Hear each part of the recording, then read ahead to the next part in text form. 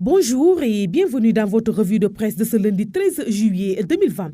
Les litiges fonciers constituent l'un des sujets les plus largement commentés par la presse quotidienne à côté de la propagation de la maladie à coronavirus. Le quotidien revient sur les nombreuses batailles contre la spoliation foncière qui ont jalonné l'histoire du Sénégal ces dernières années. De Mbane à Dodel, en passant par Fanaï, les mouvements insurrectionnels et de résistance paysans constituent les remparts pour conserver un patrimoine foncier qui aiguise l'appétit des multinationales et des hommes d'affaires, à l'image du litige qui oppose Babacar Ngom aux populations de Ndengler, écrit le journal.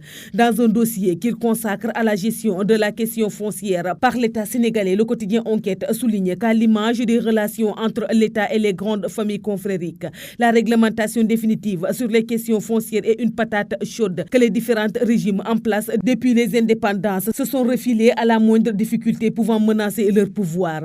60 ans que le Sénégal se dit souverain, mais autant d'années n'ont pas permis de trouver un consensus sur les questions foncières liées à la propriété et à la mise en valeur des terres non immatriculées, observe le journal.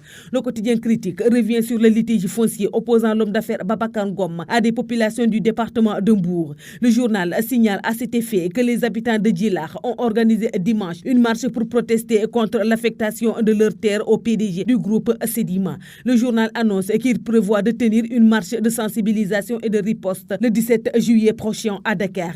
La presse quotidienne se préoccupe par ailleurs de la hausse du nombre de cas de coronavirus au Sénégal. Le total des 8000 cas a dépassé, alerte en une Libération. Le journal relève qu'avec 253 malades durant le week-end, le pays totalise 8135 cas, dont 5446 guéris et 2540 sous traitement. Le journal signale dans le même temps 3 nouveaux décès pour un total de 148 morts depuis l'apparition de la maladie le 2 mars. Le quotidien LAS relève que la courbe des contaminations est toujours ascendante avec plus de 2500 personnes encore sous traitement. Le journal fait état d'une saturation des structures sanitaires. Les hôpitaux sont débordés. Le nombre de lits, aussi bien réanimation qu'en hospitalisation, est très insuffisant, déplore-t-il. C'est cette situation qui a poussé le ministère de la Santé et de l'Action sociale à décider de faire suivre des patients à domicile, explique l'AS, selon qui le Sénégal franchit la barre des 8000 cas positifs sans s'inquiéter. Pendant ce temps, le Soleil constate une inquiétante augmentation des cas communautaires.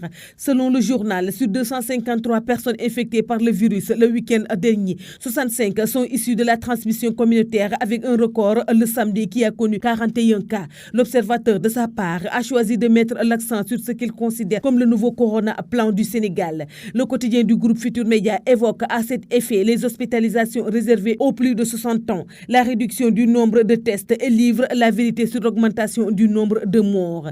Sud Quotidien, quant à lui, relève que l'avènement de la pandémie de la Covid-19 a fortement impacté la propagation budgétaire initiale 2020 en termes de mobilisation des ressources et d'exécution des charges.